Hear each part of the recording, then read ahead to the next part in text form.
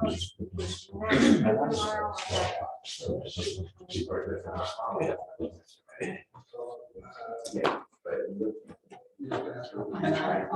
going to just like always. You're too efficient. But at the 9 o'clock hour is not for this meeting. It's usually completely different. Look at it all the time. Yeah. See, I told you. Good morning. Good morning. This is the Holiday Island Suburban Improvement District Board of Commissioners meeting in a work session. Today is Monday, January the 10th. It is 9 o'clock. We have 4 items on our agenda to discuss. And just for notation on the Zoom meeting, all of our commissioners are present and our district manager is present. We want to welcome those people that are observing the session via Zoom and let them know that you're certainly willing to come to this session, but from your standpoint, it does make sense to just stay home and watch it via Zoom. I'm going to rearrange the way we do things a little bit simply because I think some of the items at the bottom will take a very short amount of time. So, Mr. Presley, you want to talk about the deferred compensation trust plan and why we need a correcting resolution on that? Yes, the previous resolution that was passed last year just had some verbiage in it that was incorrect. Specifically the plan name. The plan name is the Holiday Island Suburban Improvement District Deferred Compensation Trust Plan. And it was incorrectly named in the previous resolution. So it's just a house cleaning. Yes, yes. Any questions from anyone? Does that, Danny, is I know when we did this resolution originally, Lawrence Blood's name was in it. Does this resolution correct that and put you in place of him? Yes. Okay. I think the two main things to correct is the name of the plan and changing trustees. Yep. That's correct. Anyone else? Madam Chairman, I not about this question, but about next Monday's meeting. Is that before we adjourn to commissioners ask a question about that later? About next Monday's meeting? Yeah. Surely. Okay, let's go to employee sick leave exchange because I think that won't take too long either.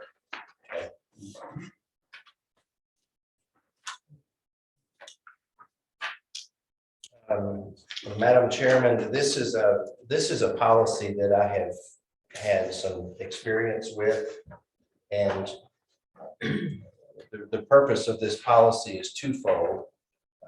As you know, we like to hire and retain the best employees that we can, and with limited funds in our budget, sometimes that's tough to do. To remain competitive with surrounding communities in our pay plan. And so this is one way to retain employees, and it's cost neutral for the district.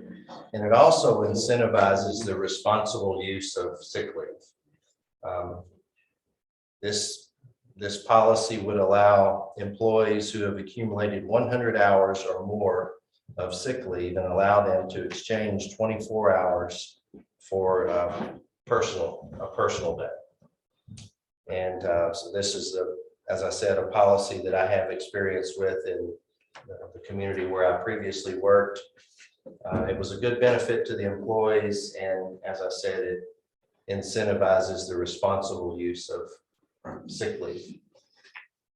Just for clarification, I'm going to read the change in our current policy that is suggested. To reward employees who have utilized their sick leave manner in a responsible manner, any employee who has accumulated 100 hours or more of sick leave may exchange up to 3 sick days, 24 hours of sick leave for an additional 3 floating holidays, 24 hours. This exchange is only available to full-time employees one time per calendar year. All floating holidays must be scheduled in the best interest of the district with the prior approval of the employer supervisor. You have any questions? I have a question on that. You and I talked last week about holidays, and there are 9 official holidays for HISID employees now. You know, Correct. 4th of July, Labor Day, Christmas Day, and so forth. These floating holidays, and there were 9 on the calendar, and so forth, but now there are 3 extra floating holidays that they can take at any time in addition to those 9 paid holidays. Is that what this says? Yes, They've got 100 hours of sick leave. If you've got 100 You would hours. have to have, which is essentially 12 days of sick leave. You have to have accrued 12 days of sick leave. Okay. And in order to avoid, and I also have experience with this, where people just willy-nilly use sick leave and go shopping or go visit grandma or whatever it is. Right. To avoid that, we're allowing them to trade some of their sick leave, small portion of their sick leave, and for some floating holidays. And this is for people who've been, do you know how many hours they accrue a year?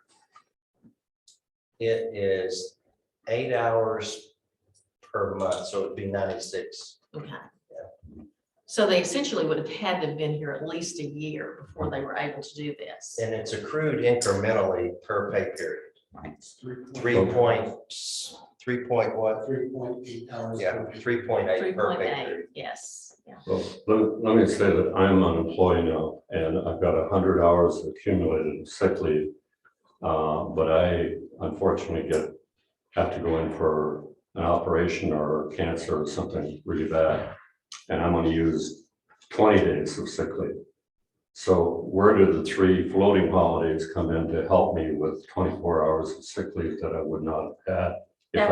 That would not apply in this case, because you'd have to have 100 hours. Yeah, I'm just saying I have 100 hours. But you're Okay. using it for sick leave, which is what it's designed for. Right. This is Holidays. a policy like this is designed to make it possible for people who use their sick leave wisely. They're not sick.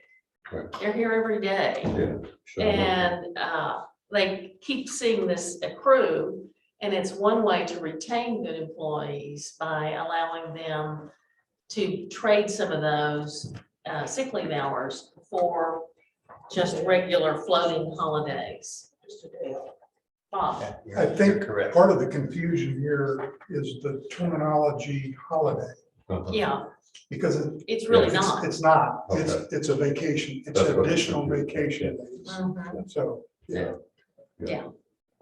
I understand, Suzanne, you and I were in the same education field, so I understand, but I'm just not feeling well today, so I'm gonna sleep in. Oh, yeah, And a lot of good employees don't do that, but if they do, and they need those sick days, not holidays, then this will allow them to take that in lieu of what you call a floating holiday. It's a little confusing, I think I'm not understanding Ken. If they're sick, they take sick leave. If they're not sick and they're here all the time and they've accrued at least 100 hours of sick time, then they're able to trade those in for essentially an extra vacation day. Okay. But it has to be done with prior approval of the supervisor and when it works best for Okay. the district. I guess what I'm looking at is what we had in the places I work is, I have cancer, unfortunately, and I've got to go in for chemo and everything. I've got my 100 hours. Okay, I'm ready to use my sick day. Okay, because I'm sick, I've got cancer. And I use 12 days of sick leave, which is 96 hours. I use 13 days of sick leave. What am I going, will I come to the district manager and say, I need 3 more days of whatever you want to call it, holiday, floating holiday, sick leave, annual leave? Is that what this does? No, this is completely different. I think what you're talking about is a sick leave day. Yeah. Where Yeah, people yeah. would donate one day of sick leave for someone who had an extensive illness and was going to be using sick leave above and beyond. Okay. It kept them from losing income. Do we have that in HISID? Do we I have don't that program? know. Well, we do have, that's correct. No, we do not. by policy, but there is FMLA, which is federal law, the Family Medical Leave Act. And for serious illnesses, an employee is eligible for 12 weeks of FMLA. Okay, Now, that 12 weeks may not be paid leave, but it ensures that that person will have a job when they come back after they recover from the illness. okay. All right. I guess I'm making too much about it. It's This kind of is, boring. this is really designed as an incentive If for you've been- people to come to work. Yeah, if you've been a good employee for all this time, for over a year. Yeah. And you decide, okay, I'm gonna go deer hunting for 3 days. Okay, And so you can trade your 100 hours for a floating holiday to go deer hunting. okay. Gotcha. All right. Thank you. Exactly. Any other questions? And we're gonna approve that next Monday? It'll be on the agenda for next Monday. All right. Yes. Thank you. Yes. Okay, now let's move back up to the top to the recreation center repair. Madam Chairman, the latest information that I have is as of Thursday of last week. I spoke to Broadway Construction. As you know, I'll back up just a minute. We've had 5 different contractors come and look at the recreation center and do a walkthrough. We've cut holes in the floor so they could access underneath and see the condition of the substructure there, the floor joist and the stringers and all of that. There's extensive, not only water damage, but termite damage under that building.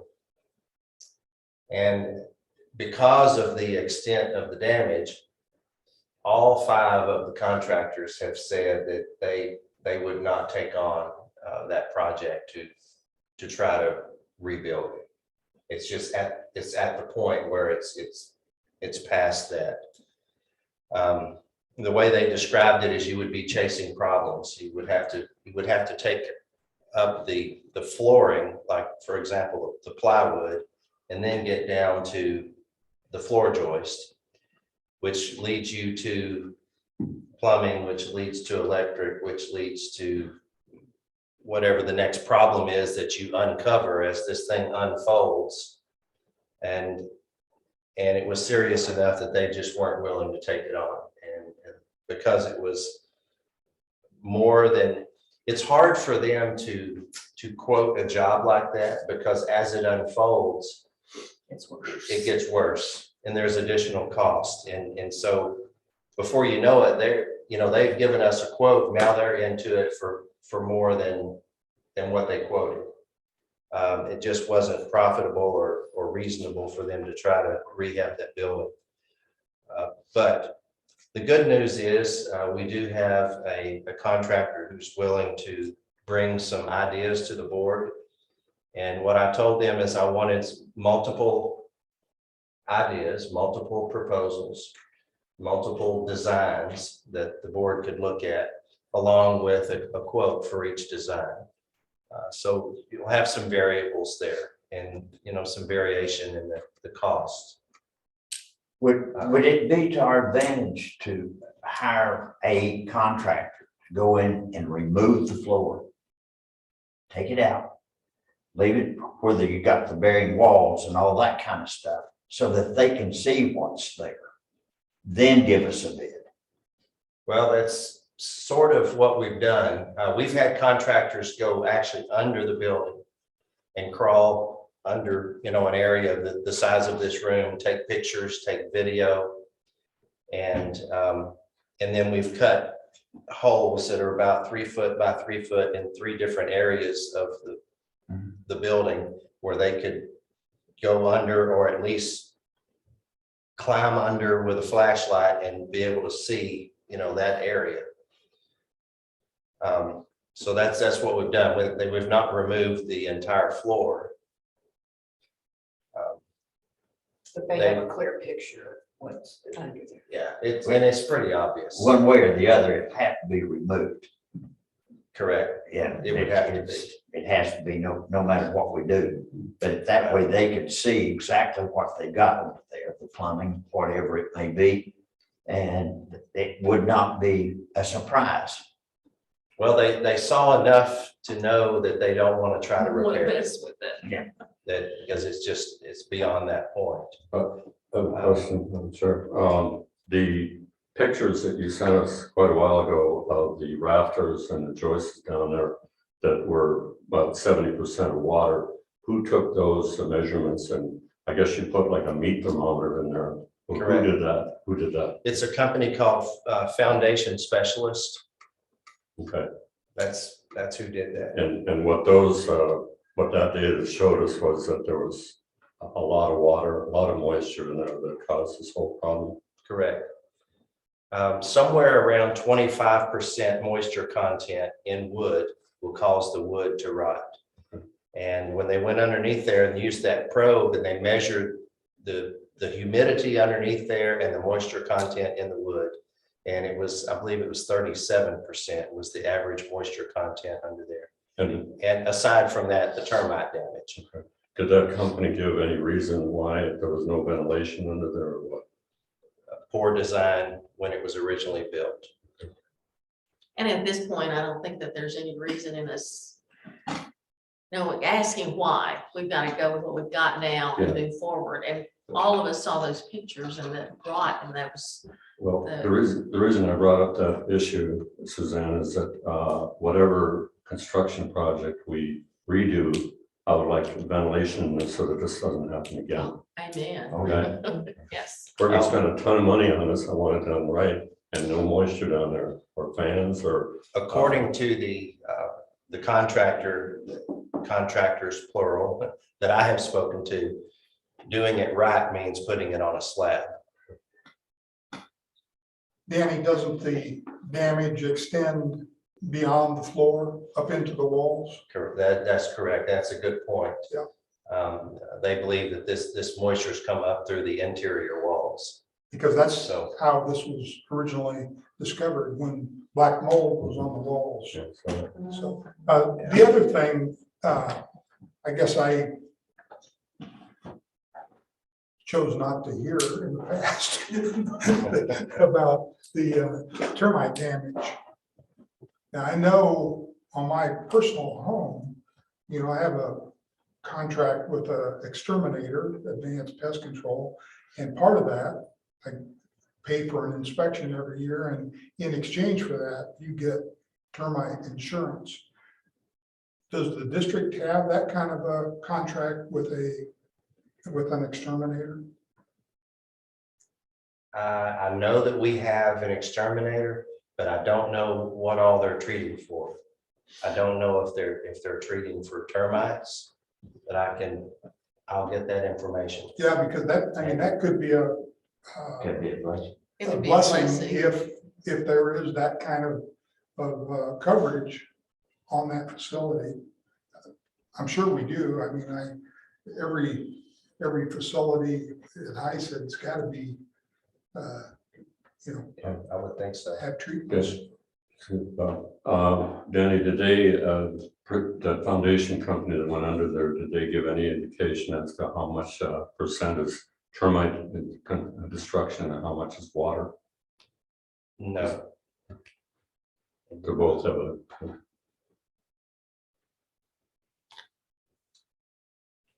So It would be interesting, Bob, you brought up the question about going up through the rafters and walls. If it's termite, if it's mold, there's, and I'm not a contractor for sure, I don't know anything about it, but if it's mold, that might be mitigated in the walls. If it's termite and they're chewing on the boards in the walls, that's a different story, isn't it? Well, if there is mold, there's behind that structure, the wood behind has got to be super saturated with water too. It's just wicking up through the walls, I would think. The reason I bring this up is at what point are we looking at tearing the whole building down, not only mitigating the basement and the crawl space? Well, and that's pretty much That's where we are. what That's the where we district are. manager said, is that, the 5 contractors that I looked at, none of them would recommend repairing it. It's to the point where they I'm assuming, are gonna recommend taking it down. Weren't they saying encapsulate the floor by pouring a slab rather than tearing the whole, did they ever say tear the whole building down, all of them? Yes, well, they said they would not be willing to take on a job to try to rehab the building. That it's beyond that point, and you're, as they described it, chasing problems.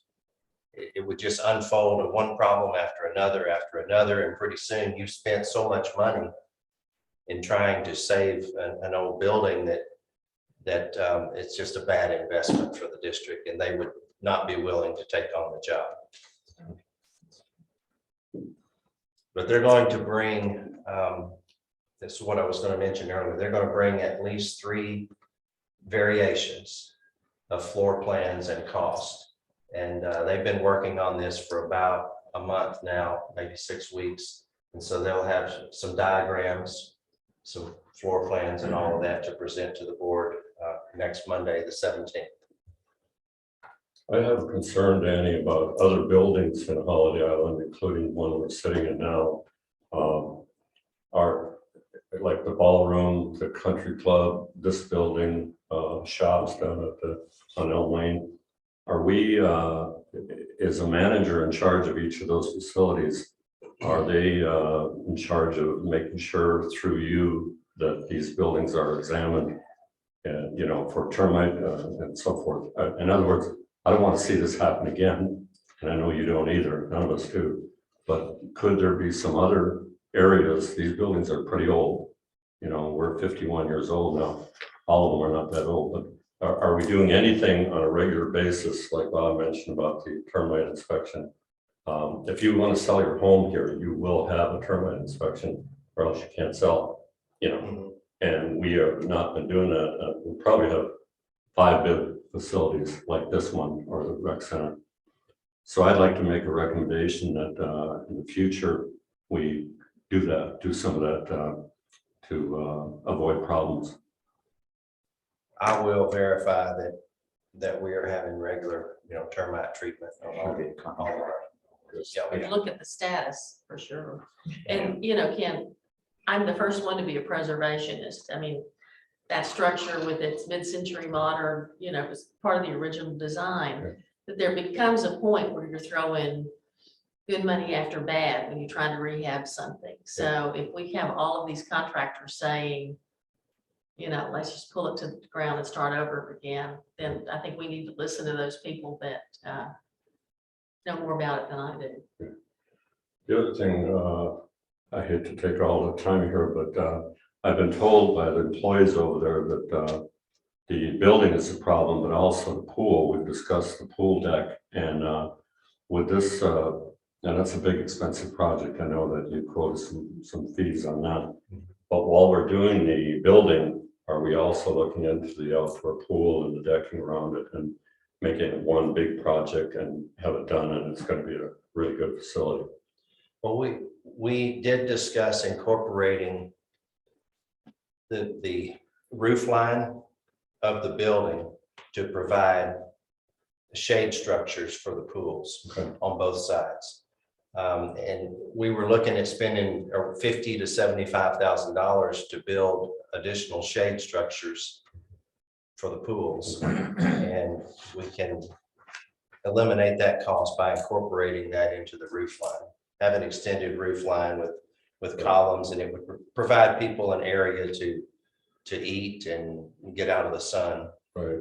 But I think when Janice Murphy was in here one day for the workshop, she said the surface around the pool is damaged and falling away and so forth, like Yes. they do.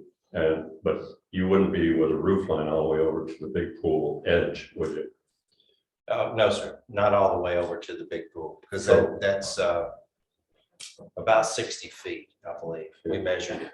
So I guess what I'm asking is, once we're doing building, and I like the idea that this was described, but when and if are we going to do anything about the pool deck?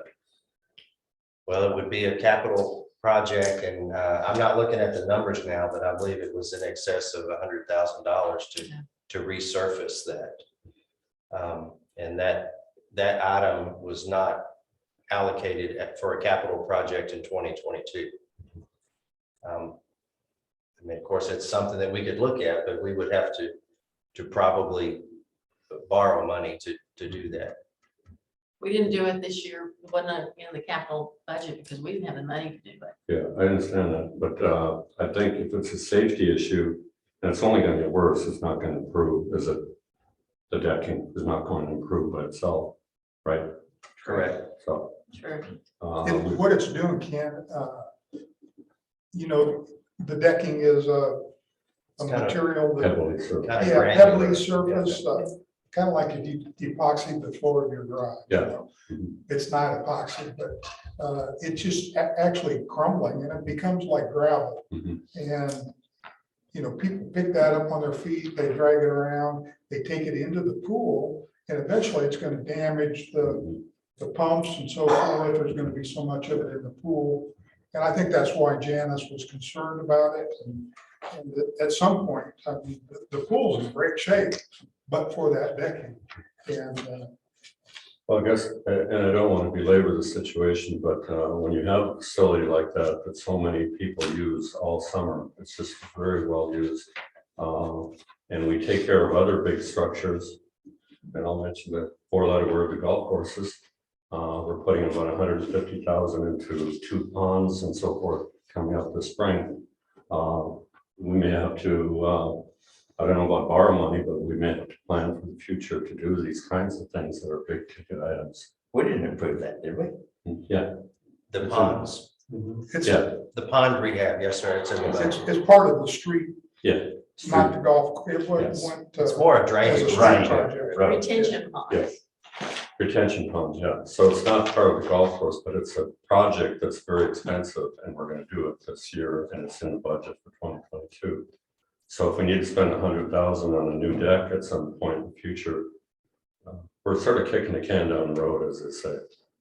Each year we're, Well, we have it on the list for next year to look at at budget time. all right. It's And, not dangerous right now. yeah. No, I don't see it as a safety issue. Okay. Yeah, Okay. if anything, it's a, maintenance kind of thing. Okay. It's a cool deck, but they put it on there because concrete gets so hot, you burn your feet. Yeah. And it's called a cool deck. Now, put on there. I don't know. I doubt that it was been redone since it was originally put on there. But there's a whole bunch of things that were taken out there, but it's, if you go to that pool in the hot summertime, that deck is essential. Yeah. But unless you want to issue swimming shoes. That'd be a good sales item. Holiday Island flip flops. Yeah, Any more comments from the commissioners on the rec center repair? So we'll have these proposals at our meeting next week. that's correct. And I verified that on Thursday. They will be here on the 17th with some ideas and associated costs. Are we paying for the study or for these? No, ma'am, we're not Just do it. incurring. They're just costs. doing it. They're just doing Out of the it goodness now. of their hearts and looking for business. Exactly. Okay. Yeah. Madam Chair, I'm sure glad to see a broadcast only on the Zoom. I'm not a big fan of Zoom, but I know because of COVID, we've had to do it and all other meetings as well. But I think we have some public comment about the rec center. We do. And I think we do. Okay. And that was gonna be my next Okay. move, was to ask, do we have people in the audience that would like to talk about the rec center renovation? I would. Can you go to the podium? And I will warn you that mic does not work. So if you'll speak loudly, it'll pick you up on this. That's all right. My name's Randy Well. I'm a retired carpenter from Chicago Carpenters.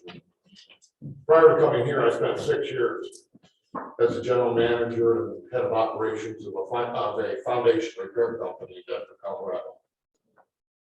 I repaired hundreds and hundreds of foundations. I'm not willing to give up that we have to tear this building down based on some contractors' opinions.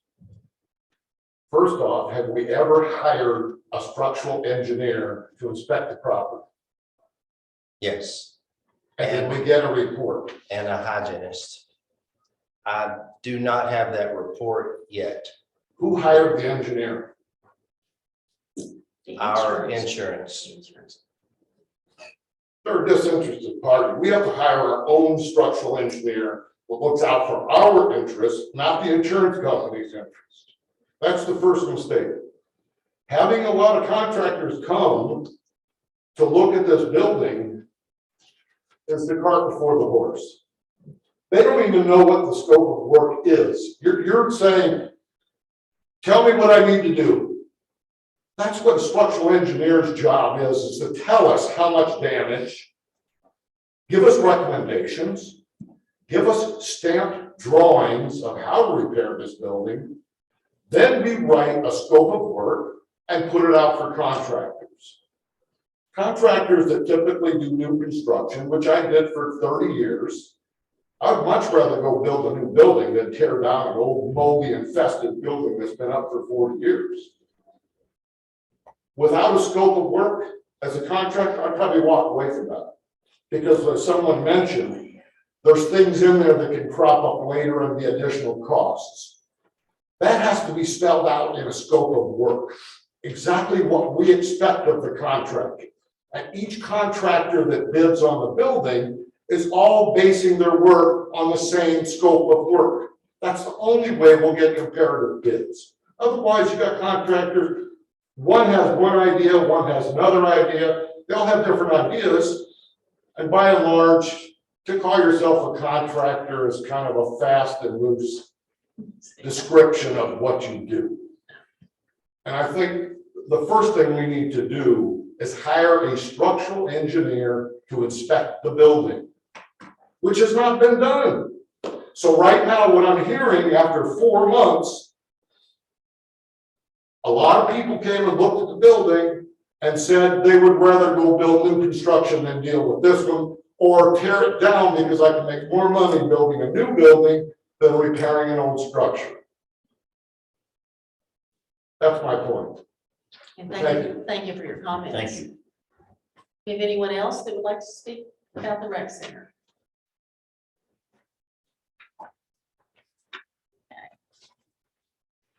Let's move along to the 2022 amenity fee schedule. And if you want to kind of give us an idea about how y'all approached this revision. Sure.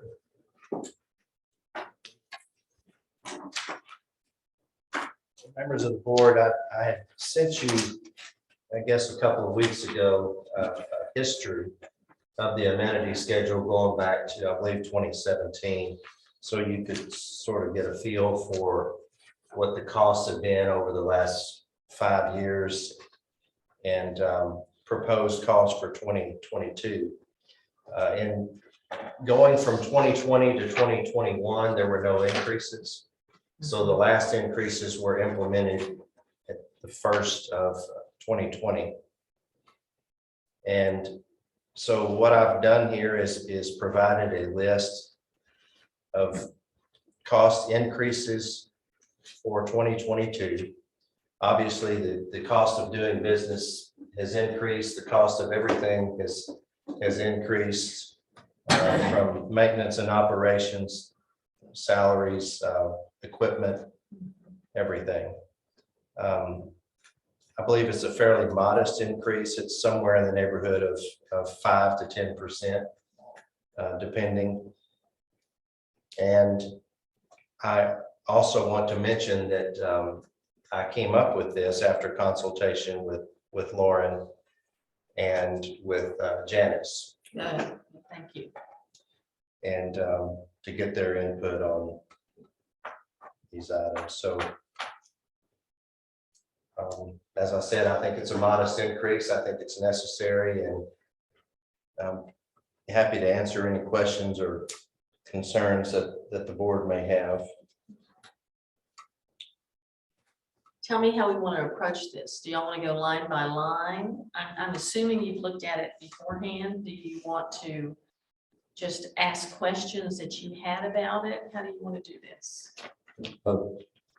I think just questions that we might have instead of line by line. But Yeah, I think so too. One thing that gives me a great deal of concern is number one, the price for the property owner. Number one, the property owner pays a HISID fee. We pay dearly, and we're not being kind to property owners. I think it ought to be free, but I know that's not gonna happen. But we pay, we've got the investment in the community. Non-property owners don't have anything invested here. They don't have one single thing invested here. And we're saying, okay, property owners, non-property owners, you can get individual 18 and 9-hole golf course fee for $1,200. Well, property owners, you can get it for $750. That ain't enough difference. That non-property owner doesn't have a $250,000 house sitting out here. He doesn't pay one dime towards the roads or anything else out here. We've got the investment in the community. And number one, I think our investment in the community, I think that the HISID annual fee or assessments are about twice what they should be. And I think we need to take a long, hard look at that. Income, expenses, a whole bunch of things. Because we're not being good stewards to the property owners. That's Larry Stanton's opinion. Larry, I know there is some sentiment about that, and a lot of it is based on the historic fact that when Holiday Island was in the mode of selling lots actively, free golf was one of the incentives that was awarded to Yes, we did. people who bought lots, and a lot of lots were sold strictly for the free golf. I think we've moved way past that today, though, and unfortunately, the cost of everything is escalated dramatically. As far as the property owners versus non-property owners, and the assessment and what we charge for the golf, you have to remember that the vast majority of property owners do not play golf. That's very true. And for those who do, it's only fair that they pay a little extra. It is true. In the very beginning, the rec center was free. The golf was free. Everything was free at the very beginning. Then we established a membership. I discussed it with McCulloch at that point in time, and Dick Maker was the fire chief and the building inspector. He said, "I want to be number one." And he ran home and got a checkbook, and he said, "All right, how much did I make it out for? I want to be number one member." But anyway, long story short, but I just don't think that, I think we need to take a long, hard look at everything that's going on in the district. And we need to take a look at it in the idea that it's my money. Think of it as your money. And then we'll see exactly what it should be. Because I'll be honest with you, I think that the assessments are too high. I think we need to tighten our belt. We've got people that. Can you give us an example of where we would tighten our belt? Because I remember. Well, first of all, I don't think we ought to be paying the fire chief almost $70,000 a year. We're not gonna talk about personnel in open session, but we have almost a $5 million budget. If I recall correctly, only about $2 million of that is assessment. The rest of it is income that's brought in by the marina, the rec center, the golf course, and the water bills that help fund this Sure. organization. I'm not saying anything about the user fees such as water or sewer or anything like that. As a matter of fact, it's probably, I'll be honest with you, I think the sewer fee is probably lower than it should be. It's lower than most cities that I've lived in. Yes, me too. But we're not being good stewards in other areas where we've got people that I think are overpaid. But that's beside the point. And I don't think that us gouging the people for security fees on the water bill for this or for that, it's just nickel and diamond. And I don't think that's right. I think those things should be removed. And I think we should be looking at the big picture is it's my money. Of course, we went through all the budget process in November. So we're gonna have an opportunity all this year to look at those things and go beyond there, but we're gonna have to next week make a decision on how we're gonna do this. I can't support removing the property owner's fee. I actually sat down. I'm not campaigning to remove it. Okay. I think it should be. I wish we could do that, Yeah. but we can't. Yeah. But Well- there should be a better discrepancy between property owner and non-property owner. Of course, to me, you run into a situation. And my house is on the golf course, so I see people go by all the time. And on Friday, Saturday, and Sunday, I see a lot more younger people going by that are driving in from Rogers and Fayetteville and other places to play. But if we raise our rates on, and those are non-property owners, I'm really thinking, if we raise our rates on the non-property owners too high, they're gonna go somewhere else to play golf. They're not gonna come here. So it's this, how do you get as much money as you can without making it so expensive that they won't play at all, is my question. Am I right? Do you see more non-property owners on the weekend, Lauren? Oh, On the absolutely. weekend predominantly, yeah, we have more outside play on the weekend specifically. The weekdays are a lot of league play, so that's mostly property owners, but I think the price point where we have for non-property owners being the new pricing, suggesting it to be $50 is a 10% increase on the non-property owner. I think you have to be careful on the threshold of that though, just because you might shy away some players that play there some, just for that, but Sure. at the same time, Larry has a point, with the property owner, they have a finite income. So I understand his point, but I do too. expenses are such that it just kind of is, everything is increasing, no matter if you're a property owner or non-property owner. And often we're put under intense scrutiny on our profitability of the golf course. Yes, So, and it's often from the property owner. yes. So that being said, where is that revenue supposed to come from if that number of outside play is finite? And I mean, both numbers are finite, to be honest, but I mean, I would think as a property owner, and I am a property owner here, I have no problem paying the golf fee. You know what I mean? Me neither. It doesn't make sense that it should be free, to me, but that's just my personal opinion on that.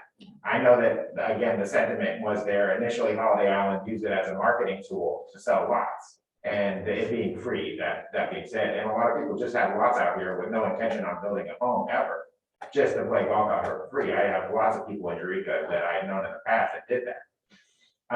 So, I mean, I know it's tricky, and I know we'll get kickback and pushback about it, but I think it's kind of necessary to at least do something from both sides of it. Maybe the gap has to be larger, maybe we don't increase the property owner as much, maybe there's a grandfather clause, something like that, but I think at some point, I mean, especially because we're scrutinized such of this profitability, we have to do something, unless you're gonna just stop scrutinizing it.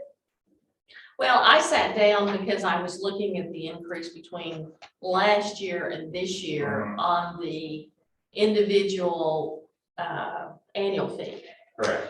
And thinking about my husband who played Old Coops and Hemga, so he was playing twice a week.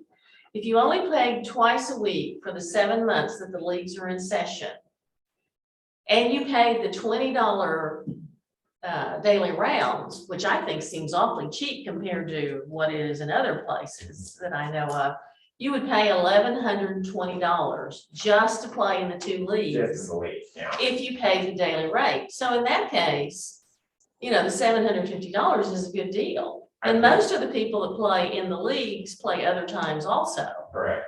So, Depending on the amount of rounds you're playing a year, I mean, if you weigh it that way, we're raising the price $75. We have some members that play 250 plus rounds a year. yes, So that's like $3 a round in increase in pay. Now, not every property owner who's a member plays that volume of golf. So those are the avid golfers that are out there every day. I mean, you may shy away the person that doesn't play but 20 or 30 rounds a year, but I think 30 to 40 rounds is really the threshold to where the membership makes sense. Yeah. So, and I think most golfers know you pay to play golf. yes, Yeah. you pay to play golf. I'm sure, Well, and I'm looking here, punch card only went up $15 for the whole year for 10 rounds, it was about 50. Mhm. So if you are shy about, you don't want to pay the whole membership fee, We have other you options. have plenty of other We have options. weekly rates, we have monthly rates. Yes, yeah, there's a lot of other options. And the one thing it's been 10 years since I joined any other club, but if you compare our pricing to what I was paying in Liberty, Mhm. it was very comparable for less play. Oh, yeah. I mean, our price relative to other golf courses in the area is reasonable. probably very reasonable. I haven't checked it, but I'm guessing. Well, I did a little cost comparison at some point with Danny, and, I mean, we're lower, than a lot of golf courses in the area. I mean, we're at the price of Carroll County Country Club, which is a 9-hole golf course, Right. and I would argue an inferior golf course. Yes, agreed. So, and you also have to put in note that the golf course over the last 5 to 7 years has improved Oh, vastly. wonderful. So the value of what the property owner or whatever the golfer is getting from our golf course is greater than what they're paying for either way.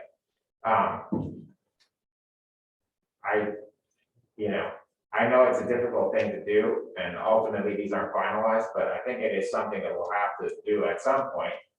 Whether it's from the property owner side or non-property owner side, but I mean, it's a teeter-totter, so it's a delicate balance.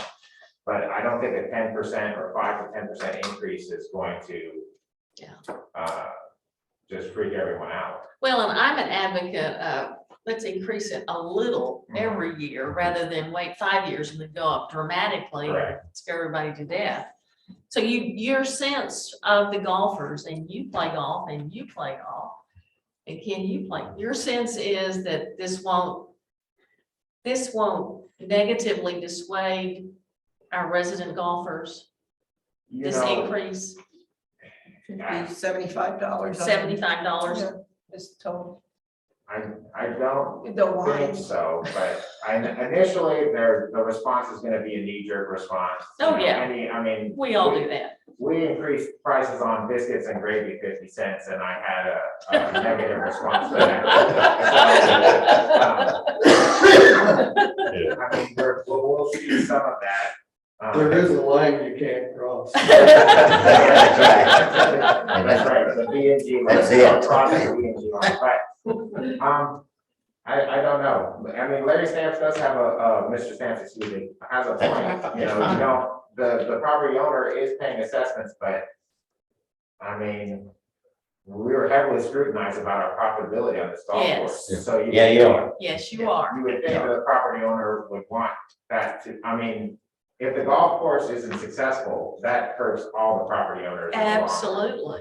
So, I don't, We need to never lose focus of the fact that we need to run this operation like a business. correct, All of HISID, All the time. run it like a business because that's what it is. exactly. The fact that the statutes of Arkansas call it a municipality is kind of a misnomer.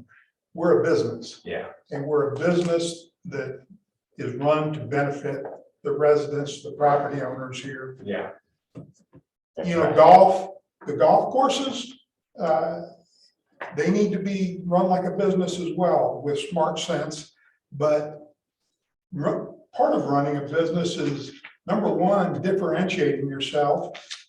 And I think we've done that. Our golf course is in phenomenal shape It is. compared to what it was. And number two, you have to remain competitive. And I think that's why we asked the district manager and you, Lauren, to, you know, look at Cassville and Monette and other area courses Correct. and have us right in the hunt with them. We're right. in So line. when people in Branson that are vacationing want to look away from a $250 a round course in Yes. Branson and Yes. find a quality course in the area, Holiday Island will shine. It certainly will. Yes. But you know, I know some golfers who are residents here who keep track of the number of rounds they play every year. And their goal is to get their cost per round down Get your money's around worth. $3, you know? If that's their expectation, they have a problem. They're not paying their fair share. And, you know, it's great to be an avid golfer. I'm not, but those people, I respect them. But they need to be willing to pay what I would consider to be a fair share of our business enterprise. I do think they're getting the value out of the annual membership. They are, and to see, you know, in the proposed budget, or proposed amenity fees, to look at the 18-hole family pass, which is what I buy, the differentiator between non-property owner and a property owner is $550. $550. That's pretty substantial. That's nearly a, you know, 50% greater cost. So I think we're giving the property owner a break over what we're charging non-property owners that we Thank you. Madam Chair, I'd like to go down to the swimming pool, if I might, swimming pool pass. But before I say that, I talked to just about everybody that I meet that moves here. And I said, where'd you move from? Colorado, Arizona, Michigan, Wisconsin. How much did you pay back there? And every person, I've been here 16 years now, every person, and I bet I could go around this whole room, would say, this is the least expensive place I've ever lived. Yes. And that goes for the $800 or so assessment and fees that we're talking about right now, the lowest ever. Mhm. And I'll challenge you, if anybody says, no, I live somewhere else that's a lot cheaper there than here, I want to hear about it. But we just were talking about an expensive building repair over here and a pool repair, and we may even have to go and borrow money to do those things. So we couldn't do it, Larry, on half the assessment. And the reason I worked on the city with Mayor Dan, I was on that committee with Al and others, real hard, is that we were going to get $500,000 or so from turnback money that would allow us to do more things with those funds and also apply for grants. And we've done that. So I congratulate the people that are working hard on that.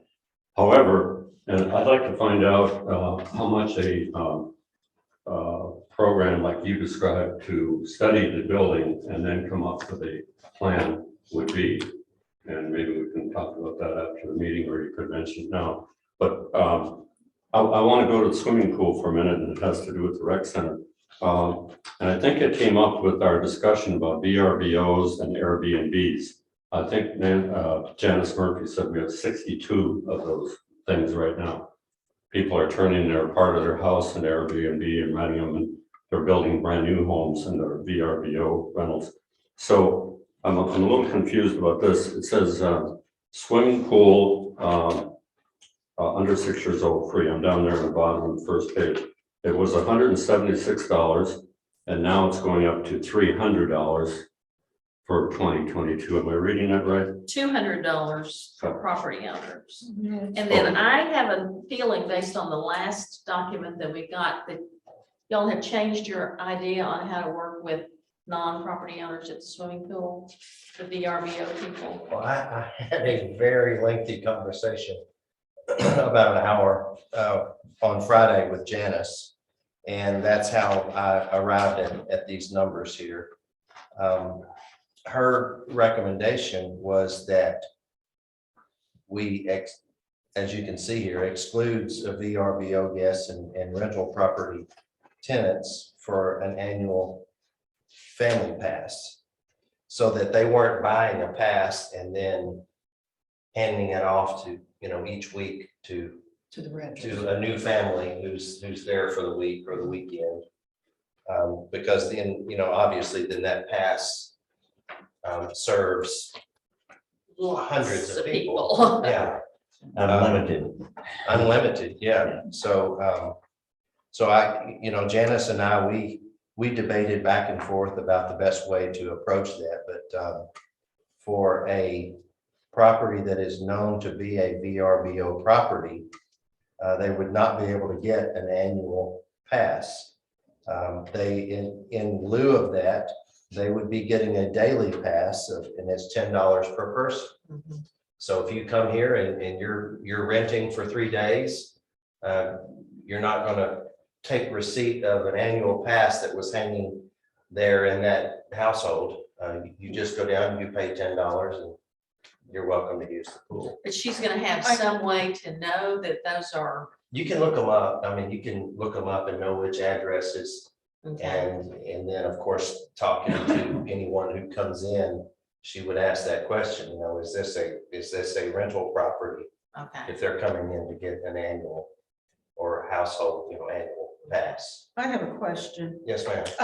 What's the difference between an annual family pass at 300 Yeah. and an annual household pass at That's what I 200? wondered. The annual, and I asked the same questions. That's a very good question. An annual family pass is extended family. So grandkids. Oh, okay. Okay. Aunts, uncles. More than just your own children. Correct. So the annual family pass would include people who probably don't live in your household. Yeah. But they are extended family. Okay, That makes sense. that's a good question, Phyllis, because it's one I had, but, so there's a VRBO on Lakeside Drive over on the island. And I'm told it sleeps 12 or 14. Let's say that 10 are there one day on a weekend and they want to come up to the pool. Are those 10 people going to pay $10 a piece to get in the pool? Yes, sir. And it sleeps 20. What's that? That thing sleeps 20. 20 people, okay. Yeah. Do we have a So hotel? if they all wanted to swim, they'd pay $200 to get into our pool. Correct. As the board is aware that this has been a point of contention for VRBOs. And Yeah. It really, they're using more than their share of the pool. Yeah. They come in with, 8 to 10 people and so we're trying to find a way that's fair. It still enables them to use the facility, but at a per person per day basis of $10. Will Janice, Danny, in the future, that place at 620, as Bob says, are they going to come in and say, gee, I own 12 Lakeside Drive or whatever the address is, and I'm going to have people coming and going, and you're going to be able to charge them? How will they? I'm thinking about, I was a clerk there, okay, and we have 10 people coming in on Saturday afternoon. The pool's just about full, and 10 come in from that VRBO.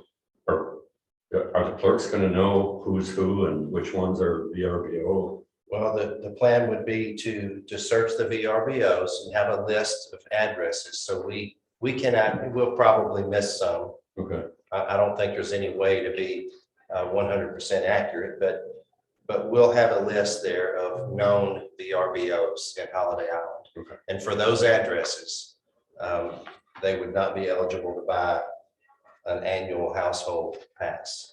Good. So we wouldn't sell them one in here, or Janice wouldn't sell it to them over at they would be required to come in and I'll check say in and this, say, not- I'm at 12 Lakeside Drive, and then say $10.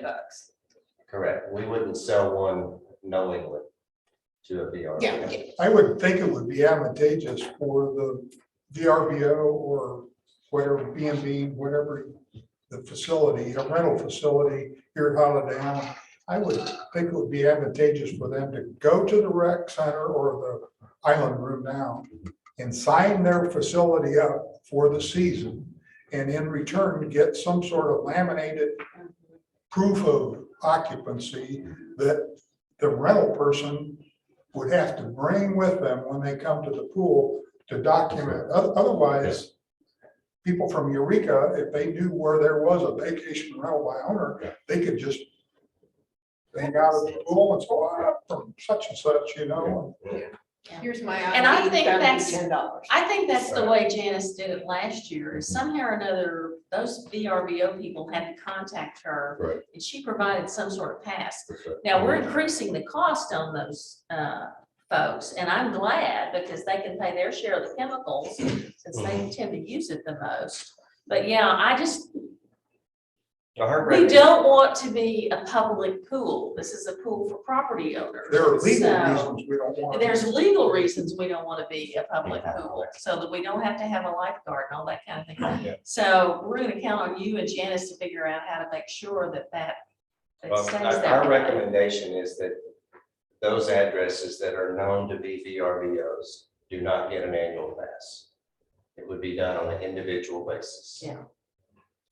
So. I think we can't take this lightly, this part of the amenity schedule, because I know, you know, our swimming pool is very widely used in the community, more than any other amenity, other than, well, more so than the marina, obviously. But I know last year, which was the first year that these rental people could use our pool, it was so overwhelmed with people from those VRBOs that sometimes residents didn't feel comfortable even going in there. And that's a mistake. Mhm. That's a mistake. I And agree. it needs to be something that if we choose to make it available to these people who are here for one night or a few nights, that the price of going there is substantial. It's every community I've been associated with, that has been a problem.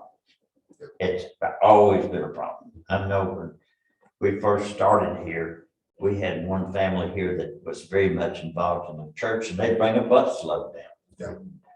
And then expect And see, you- that's what I worry about, because we're really the only large pool in the area, and I just want to be sure that people from Eureka Springs, for instance, I'm just making this up, don't come in and give a VRBO address thinking they can pay $10 and get in. So I think having something that some sort of slip that those people had to bring, show they're staying there, that would help.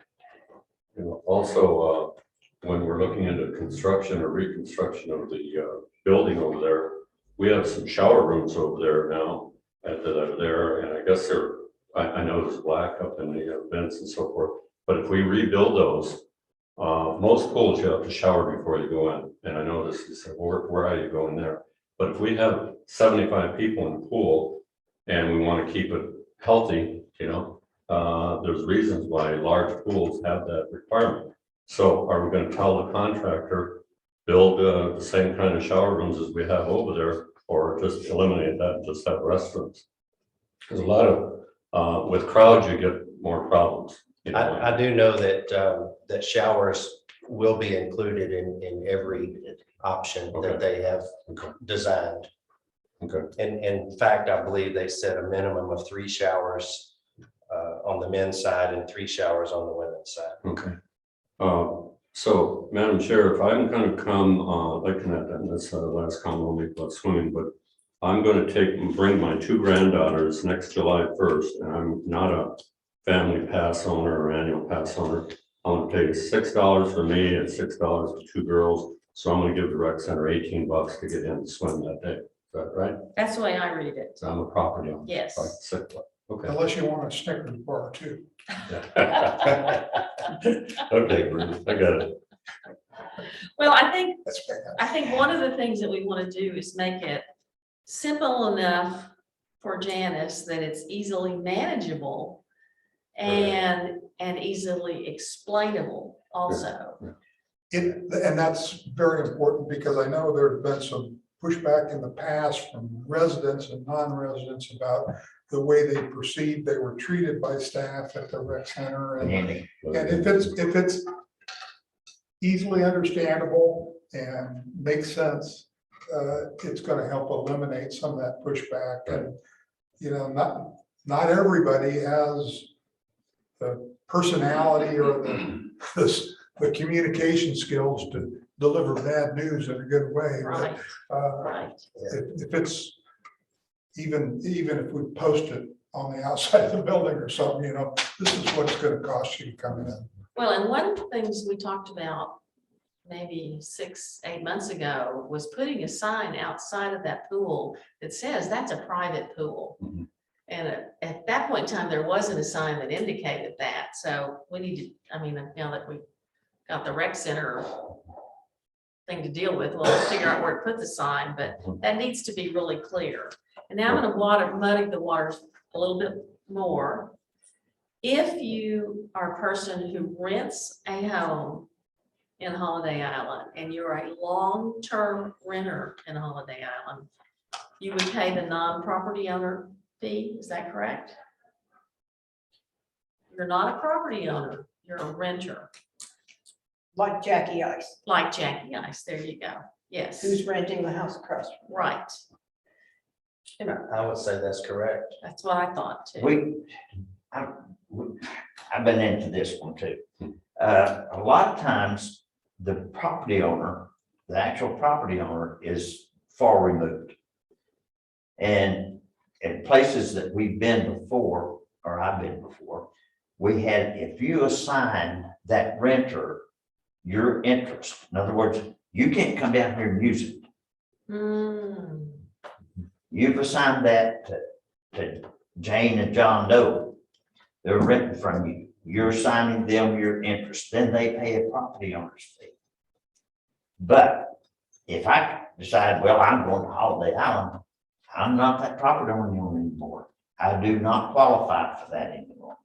So therefore, if I've signed 123 Fairway Place or whatever yeah, to somebody else, I can't use it. I can use it, but I have to pay the non-property owner fee. yeah.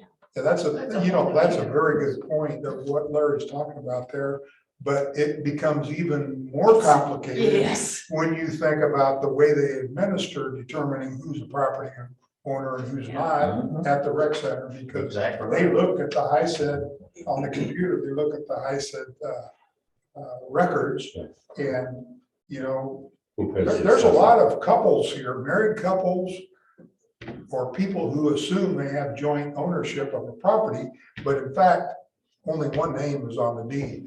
I've got, yes. And there's been a lot of rumble on social media, I know, in the last couple of years about maybe people going to check in at the swimming pool and, oh, your name's not on the deed. Well, just your husband's name on the deed, you know, and I mean, that just makes tempers flare and explode. But, As a matter of fact, and I don't know what the workaround is for that. I don't either, but it makes I understand the logic of what you're saying, but the administration of it would just be a nightmare. it's true. It would It's be. not easy. Mhm. Most things aren't when you collect the Yeah. money. The cleanest way to administer this would be, and I'm not necessarily proposing this, although I guess it's a possibility, a per person basis. And if you're a property owner, then your per person per day fee would be substantially lower than a person who's not a property owner. Like if they bring a guest, or maybe it's just property owners in that household. But per person per day is the cleanest way, then you're not, then you don't have to worry about, where's your place of residence? Are you a property owner? Did you disavow your rights as a property owner and give it to a renter? Or, because you can get into so many different scenarios. Oh, it's very complex. It is. And there's always creative people. And there are creative people. So a Well, per there's person per nobody day. Otherwise, nobody's cheating. Sure. I'd like to ask Lauren a question, or the board. I would like to go back to the driving range in the middle of the first page. And Lauren, what I'd like to ask you about that is the driving range to some is really an attractive thing. It's built in the beautiful hills of the Ozarks and so forth. But one of the things I think you would agree is it's very hard to pick up balls down there, correct? Yes. And what Bob Dyer just said is we need to run this thing like a business because it's a $5 million annual budget business. And we're got a lot of customers here that live here. The fees that you've put down and we've are going to approve next week probably, or we did already, maybe, I don't know. Are those fees for an individual or a family or whatever annual pass enough to pay the people that you hire to go down and pick up those balls? I mean, it's kind of a net sum game, the driving range. It's really, at this point, if you're just looking at it from a financial perspective, it's an amenity to the golf course. Okay. You know what I mean? It's just for the avid golfer who wants to work on his game. Yeah, It's just a nice feature. most have one. Most Courses have one, or they have some kind of hitting station, or they have an indoor facility or something like that, but, What was it raised? Was it, I can look here on the blue. it's like $18 for the individual. For an individual, it was a property owner, 21 was, It went from 182. yeah, 182 to 200, that's 200, very yes. low. And for a non-property, went from 203 to 230. But other things like golf course trail fees and so forth and so on, are you trying to raise them up a little bit? Somebody said 5% maybe a year, just to keep up with the cost of inflation and so forth? Or are you really concerned about some of those costs and what we're getting? Well, more or less, it's basically 10% across the board, on basically all the pricing. Okay, So whether it be the trail fee, the cart lease, all of them are Okay. gonna go up about 10%. more or Okay. less. all right, So, I mean, with the driving range, it's a large project and it's a difficult thing. Right now, we just have one employee though, so technically speaking, it is funding Yeah. that work right now. but in the summer when you need two, it'll, Yeah, I mean, acquiring a second worker will be its own challenge, but yeah, and when we need two people, it will be less of that. But I mean, overall, it's like I say, it's a net sum game. We don't make a lot of money on it, but we don't spend a ton of money down there. okay, thank you. Okay, anybody else have questions about amenity fees or comments? One of the things, Suzanne, and I'm wondering is, and Dan, I don't think you and I have talked about this, but we have two dates that we, at the golf course. We have January 1st for cart fees and those kinds of things. And then we have March 1st, I believe it is, for your annual, if I want a season pass. Would it be, our budget year goes from January 1 to December 31. Wouldn't it be better to get them all the same date? The only reason I would say no is because I would hate to have to do amenities and budget and all in November. That would be a nightmare. You mean all of these start March 1st? Well, and Oh, he's just saying pay your fees Oh, for your Pay annual them. golf fee. so many Yeah. pay the Yeah. fee when they come in. Because trail fees Right. and I mean, they're annual not- passes Don't coincide. expire They right. at different times. Right, right, okay. We're 90 days different Yeah. on a lot of the fees. And some fees begin whenever the person comes in to The pay. cart leases. For example, a cart lease or. But they're not prorated. If I move in July Correct. 1st, I'm gonna pay 200 and some for my cart fee, not half of that, Correct. right? Correct. We do prorate. Oh, do you? Yeah, Oh, we do okay. prorate. So like if somebody purchases a home in August, Okay, I prorate their membership oh, to, yeah, because it's I didn't know it's that. unfair. I mean, it's just kind of crazy. Great, You know, thank you. but I do think you have a point, the trail fee, you're talking about the private parts Yeah, there. yeah, The only reason it goes is because it's a calendar year. So you know, you come in and you purchase your trail fee in March and you've been playing since January. I mean, obviously, January this year has not been a very fruitful time for golf. Right. But it's a calendar thing, so whereas your golf activity card, I don't exactly know when it was established, that April 1 was the date for that, but it's just been established that, so a lot of people are just accustomed to that date. Okay. I don't think it would be a problem to change it, but I'm not sure exactly why it was set up as that date, or maybe that was when the golf course first opened its doors to membership, I'm not sure. Okay. I would, since it's April 1, I would venture a guess that it was sort of a start of play time for the year. Yeah. And if you're gonna synchronize the two, I just move the trail fee up to the, Okay. April. Okay. that April Yes. 1st. Let the former sticker just last until April. Yeah, Yeah. let people write one check for the Yeah. both, so. One said last thing, but Marilyn Clay, who was a great employee for many years, told me that when we raise the golf fees, this is for everybody's information, when we raise the golf fees, we usually lose 5% of the golfers. That was her experience, and she was a head accountant here. So I don't know if that's true, Lauren, or not, but people, I think it's more health issues and mobility issues that I've seen a lot of people drop out of golf. But she said, when you pay more, but I always talk about bowling alley over in Berryville, and Bob, your business idea.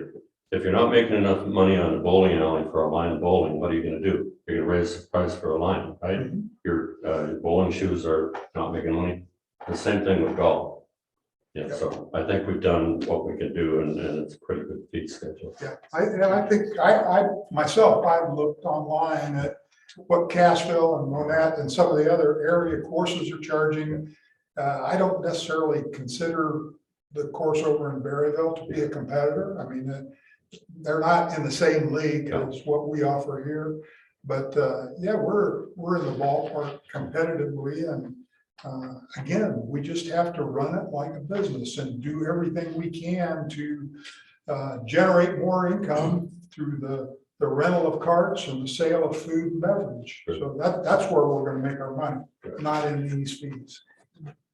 And Madam Chairman, I'd like to mention one more thing just for perspective, because I don't think I've heard anyone mention this, but this year, our lease runs out on the golf cart. So we have a new golf cart lease, and of course, those prices have increased. Our tractor was on its last leg, so we have a new tractor that we're leasing. The greens roller, we have one of those, and we also have new mowers. And those are things that we just had to buy. It was time. Our equipment was in such disrepair that we had to upgrade. So that's a lot of equipment. Very expensive to purchase all of those things. But all that stuff is leased, isn't it? And all that's correct. And it was all, we discussed all that as part of our budget consideration in Yes. October and November, so. Yes. Yeah. Me- It's not addition, my point is, it's not something that we're now going to face as an expense. Correct. It's something we previously. Do the commissioners have any other comments about the amenity schedule? Let me open it to our audience. Comments on the amenity schedule? You could be number two, Mayor. I'll go number two. I'm number two. People tell me that all the time. Al, tell her hi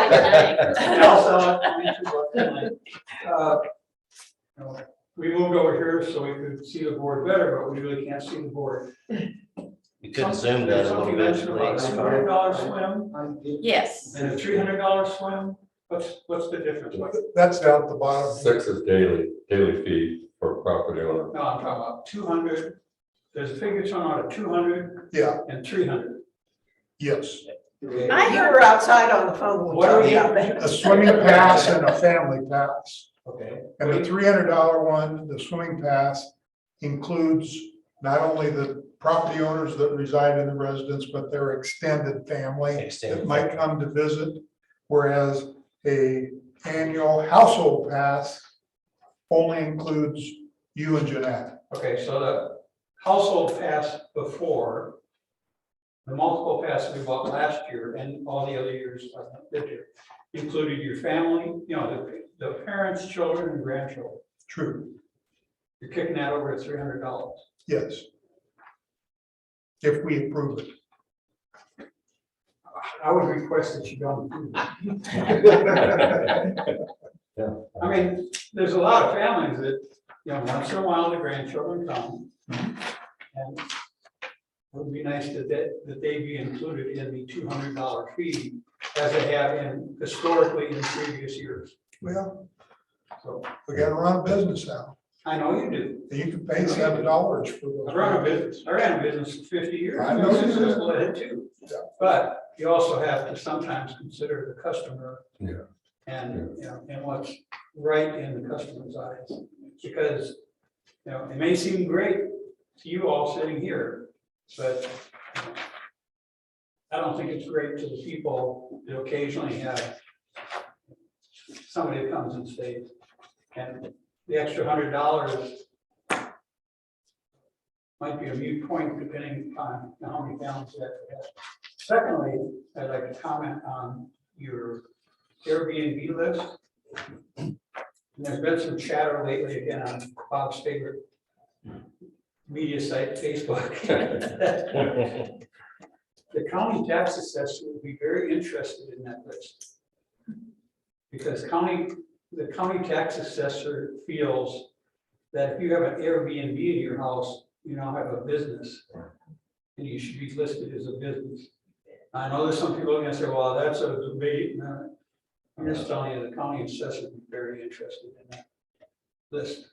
You might want to provide it to them. Yes, indeed. County taxes that are paid, you know, we do get cut some of those road taxes and such, so. Thank That's- you. Good point. Good point. I'm in agreement. Mayor?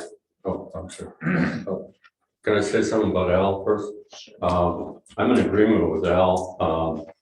2 years ago, I paid $176 or whatever it is, and I went with the two granddaughters one time, but that's my fault. That's my problem. I didn't go up there every day like I should. So I paid like $50 a day for the three of us, $60 a day. So then if they come this summer, I'll pay the $6 each, like I just said. But I think he's got a good point that you're really raising it and you're going to charge more for his granddaughters, grandsons who come from Houston. And they might only come once or twice, but the fee is going to be a lot more for those kids to come. And he's been a member here for 15 years or more. Is there any possibility that before we approve these, is that next Monday we're going to approve? Okay. That we take a look at that. And I think the Airbnb and VRBO got sort of intermingled with the families and the renters and so forth. I think it should be immediate family could include grandchildren who visit you, mother, father, kids, in-laws that come, so forth. But they're going to stay at his house. They're not going to stay at a VRBO, right? Right. I have a comment about that. The difference of $100, if you pay $6 when the grandkids come, you get 16 visits. Give or take. So you wait, do the cost analysis. And if your grandkids are only going to be here twice a year, it's cheaper to buy the $200 pass and pay $6 for the visitors. I mean, that's your own personal Yeah. cost analysis. Right, but if your grandkids come for a 2-week vacation, under this current plan, you're essentially costing $100 to take them swimming for the 2 weeks. Right. Where in the past, it didn't cost you anything. That's a rather substantial increase.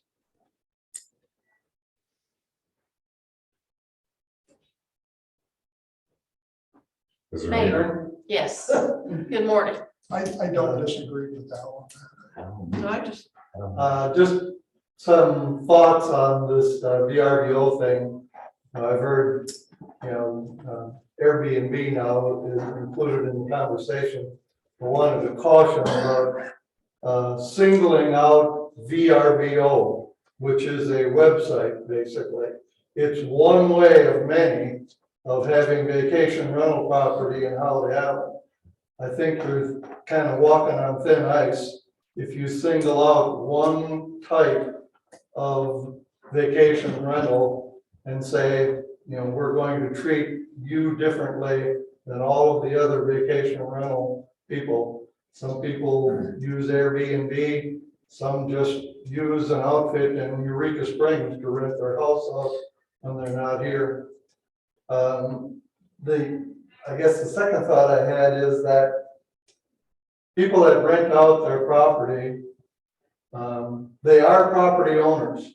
I mean, they're doing something different with their property than the normal property owner, but they are property owners. And I'm not a lawyer, but it just seems like there may be a legal issue with denying a property owner right. You know, and that sounds like what you're thinking about doing. If I own a house on the lake and I want to use it myself 1 month out of the year and then rent it out the rest of the time, you're going to deny me of my property owner rights because I'm renting the house out the rest of the year. And that just kind of doesn't sound quite right to me. Now, you could let them have, let them have their family pass or whatever, just like everybody else. They just can't use it. They can't hand it to a renter and say, here, you can use my family pass. If they want to rent their house to somebody and those people want to use the pool, then there should be a different set of rules that, apply to renters, whether they're short-term renters, vacation renters, or long-term renters. But it just doesn't seem quite right that you could deny a property owner of their property owner rights. I don't think we ever intended to do that. Well, Yeah, that's kind of what I heard. Well, Not the property owner themselves. Yeah, that's not the Name is on intent. deed. They could, the intent is to not do what you just described, to issue that to the property owner and them hand it to 40 other people, So 40 weeks. I guess I didn't know that was ever allowed. Just did last year. It was, and they tried to address it last year, and we're still trying to find the most effective way to address it, but How was it allowed in the past?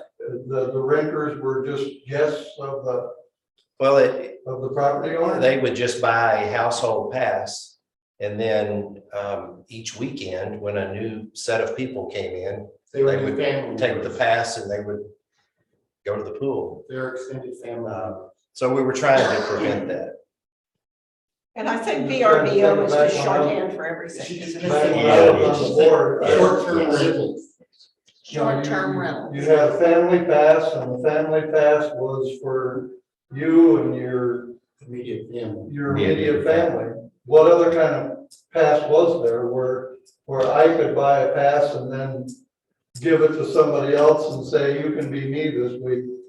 we had that all last year, Dan. Yeah. That's what caused the problem. Okay. So that was a new thing Yeah. last year. And, as far as the terminology, VRBO, I think that's our fault that Well, it says on here, and but there- other rental property tenants. yeah. Okay. So We just anytime. been using All that of VRBO just for simplification maybe, but it definitely needs to include all rental properties That's within what- the community. And, Shorthand. we also need to understand that rentals, Vacation rental homes rentals, have been a part of this community. vacation rentals has been a part of this economy in Holiday Island ever since That's the biggest business we have. 1971. Yeah. So, I think that we need to understand that a lot of these golf runs that Lauren gets Yeah. are from the vacation rental people. a lot of Collins' business down at the marina is because of vacation rental business. So I'm looking at it from a long-term city perspective. You know, vacation rental is probably the biggest economic opportunity we have in Holiday Island, even though it goes contrary to people's desire to have residential neighborhoods be purely residential. You know, somehow we gotta strike a balance. And the way we're looking at it from a city perspective is to allow it but regulate it so that it's done responsibly. And, you know, from a legal terminology standpoint, you know, the state recognizes anything less than 30 days in rental duration as being short-term rental. They don't, I don't know that the state in any statute deals with terms like VRBO or anything like that. It's strictly short-term rental, long-term rental.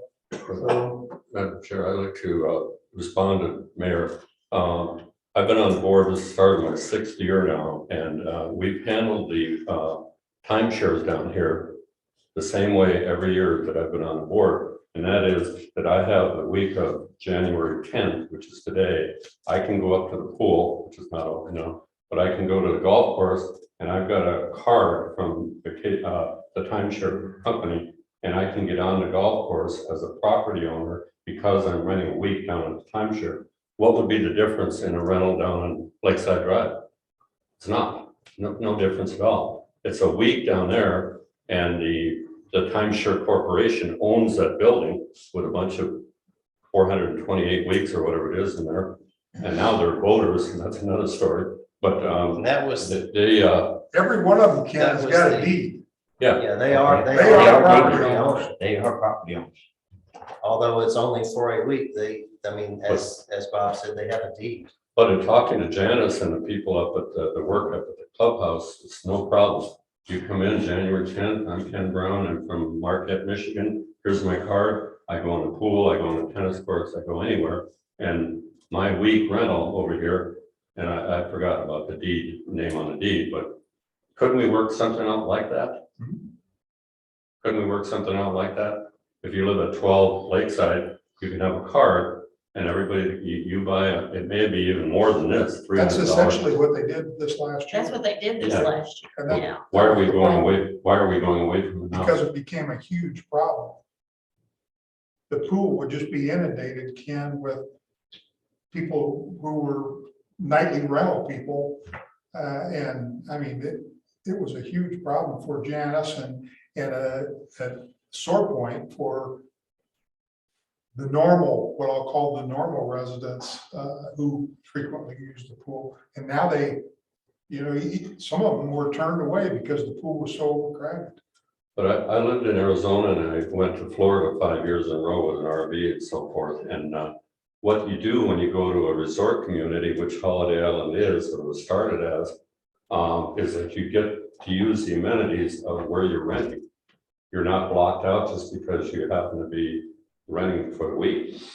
So I think we may be discriminating maybe on legal shaky ground on one hand, but when I pay $600-700 a week, I'm expecting when I rent someplace, including Holiday Island, that I'll be able to use the beautiful 27 holes of golf, and I'm gonna pay my fee.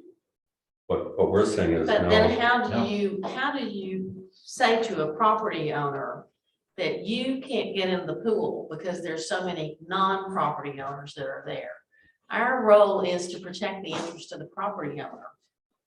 I wouldn't mind having special hours just for property owners at the pool. But yeah, that's the story I heard, is there were so many short-term rental people in the pool that the property owners couldn't use it. One of This the is a things- little different too, Ken, than an RV park where everybody in an RV park is a rental. Well, We I've actually- rented down there too in Florida, different, like without an RV, okay? Yeah. But I think, Madam Chair, that we need to ask, and Danny, we need to ask Janice to maybe keep a count, a daily count of how many are in the pool.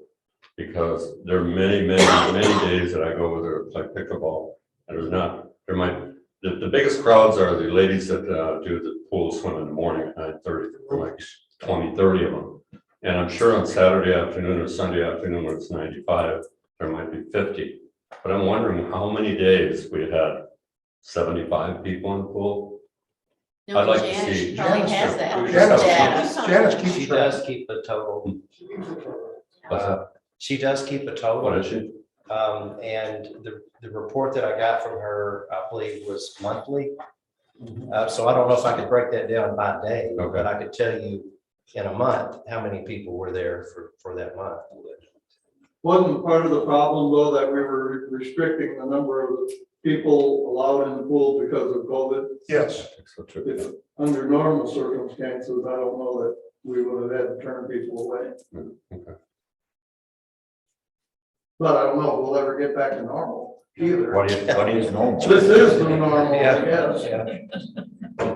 I guess since this is a discussion workshop, are we gonna do anything about Mr. Selleck's concern? And are we gonna do anything different about vacation, people, not VRBO or Airbnb, but people who are coming here renting a property? Are we gonna do anything differently? Well, I think we have a week to think about it, Yeah, we do.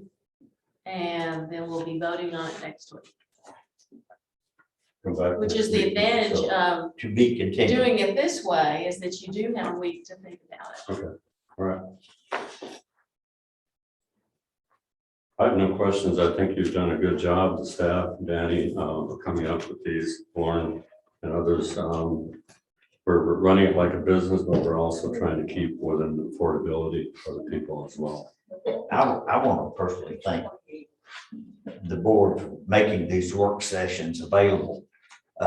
It's a lot more informative. I think we get more participation at work things and then sitting down and say, okay, we're going to do this and approve it.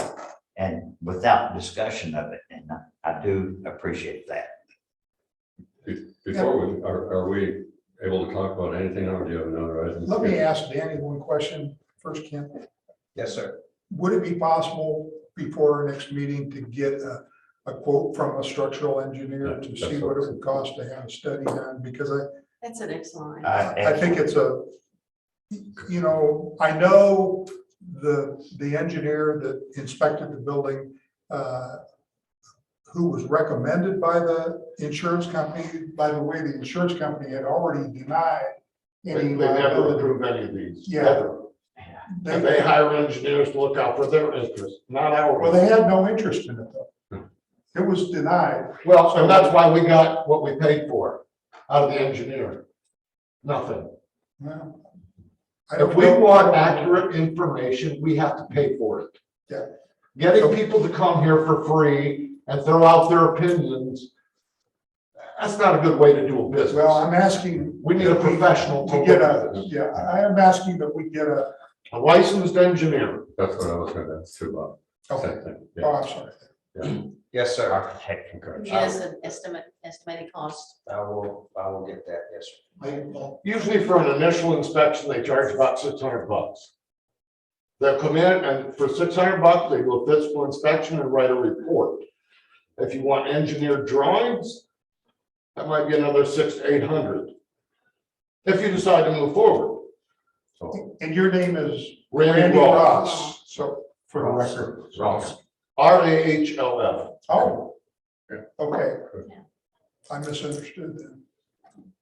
Oh, thank you, Bob. That's exactly what I was gonna ask. Okay. Consider that, Madam Chair. But another thing that I'd like Danny maybe to look into is last meeting in December, I had a change of the agenda, and it was denied because we needed at least a 2-hour notice to the public for any change in the agenda.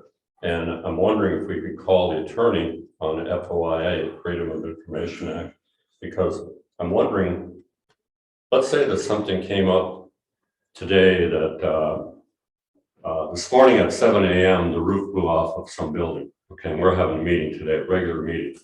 And I want to put on the agenda today, this is a workshop, but let's say it's a regular meeting.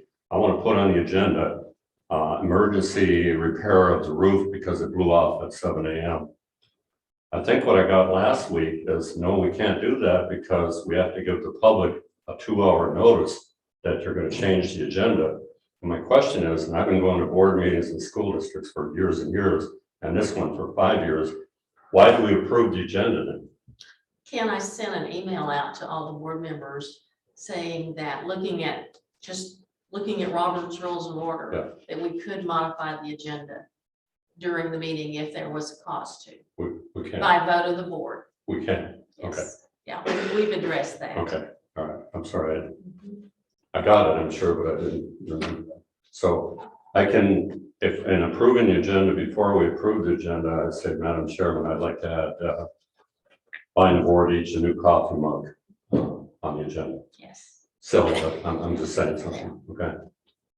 I would like to approve what, One exception is if you call a special meeting, you can only deal with what the special meeting is Okay. called all right, thank for. you, good, thanks. Very good. Chairman Dyer, do you have any comments? Vice Chair? Vice Chair, see, for a year I did it the other way. No, I don't. I don't. Commissioner Surratt? Madam Chair, my comment is thank you for people coming here today. That's been very, very helpful to me. That's why I said Zoom, I'm not complaining about Zoom as a company or Carl running it or anybody else, but I think the city went to just as a service, as a favor, sending it out on Zoom, and that's good. But I think the discussion we've had today on our agenda items has been really helpful. And I want to tell you, I appreciate that you coming, and I hope we can have more. We used to have 20 to 22, 23 people all around, and we didn't have to worry about social distancing and so forth, but I'd like to see us go back to that. Thank you. Commissioner Stamps, any other comments? I have none for today. I would like to have the financials put on the agenda for the board meeting. Yes. Let me just throw this out there. Under revenue, if you collect more revenue than you budgeted, that's not an unfavorable variance. I'm sorry. Say that again. It's not an unfavorable variance. It should not be bracketed. Could you give us an example of that? Yeah, right here. The green fees for year to date, the actual amount was $130,999.54, and the budget was $90,000. But there's an unfavorable variance of $40,000. No, it's favorable. It should not be bracketed. That may be something built into the software. Perhaps, I don't know, we'd have to ask. Well, We'd have to ask. income is one thing, expenses are another. Exactly. If that were expenses, it would be unfavorable. Right. But, We didn't put that on a billboard, Larry, that we took in more money at the golf course. well, as a matter of fact, well, I think we should too. Yeah. But the income is $65,372.63 unfavorable. But it's favorable. Yeah. And so whenever you subtract the favorable, if you've got unfavorable expenses, that it doesn't make any sense. I mean, brackets are brackets, or unfavorable or favorable. Yeah, I'm not looking at what you're looking at, Commissioner Stamps, but I think that column is just a variance. Without distinguishing whether it's Well, it don't make sense. a favorable or unfavorable. It's a variance from what was projected. Yes, it is. It's a variance from what was projected, but it doesn't make sense. Income is income, expenses are expenses.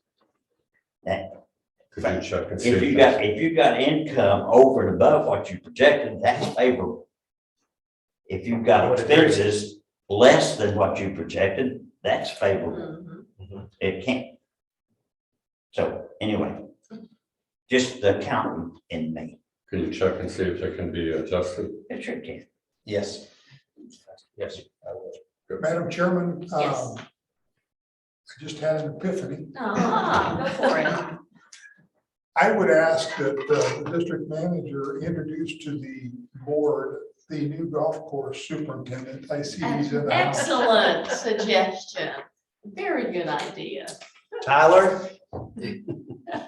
Most of you know Tyler. Tyler was the understudy with John Prang for right at 5 years. Tyler has a degree in turf management, and this gentleman here knows every blade of grass on the golf course, every irrigation line, all of the skill set for applying the chemicals and treating the turf and all of that.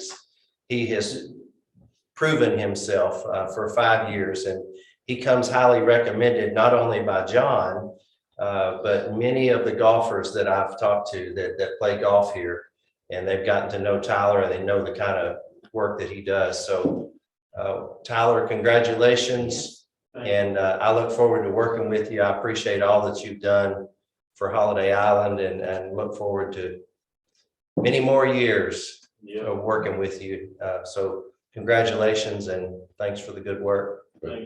What's your last And name, Tyler? probably unbeknownst to Tyler, his wife willingly gives out his cell phone number. So I have. What's your last name, Tyler? Scroggins. Scroggins, thank you. And Tyler, we're just so glad that you're going to be our new golf course superintendent. I'm so pleased that we were able to promote from within. That's Indeed. great. I mean, obviously, people have had 5 years of looking at the kind of job you did. I feel good about it. So that's great. right. And Tyler, if you get any calls from the mayor, tell him you report to the district manager.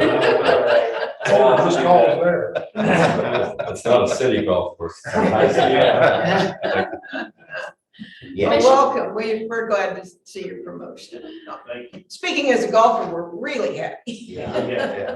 Well, another thing I'd like to say too, is that boosts morale from every employee that we have anywhere, whether it's roads, golf courses, or anywhere else. And by the way, I have had conversations with one or two of the people on the golf course, and they were really pulling for you. That's good. Our employees are our greatest strength, so They are. we are pleased to have you. Commissioner Surratt, do you have any comments for the group? No. Mr. Presley, any comments? No, ma'am. All right. In that case, I call this work session closed. Thank you for your attendance and participation. Great job. Yeah, Junior.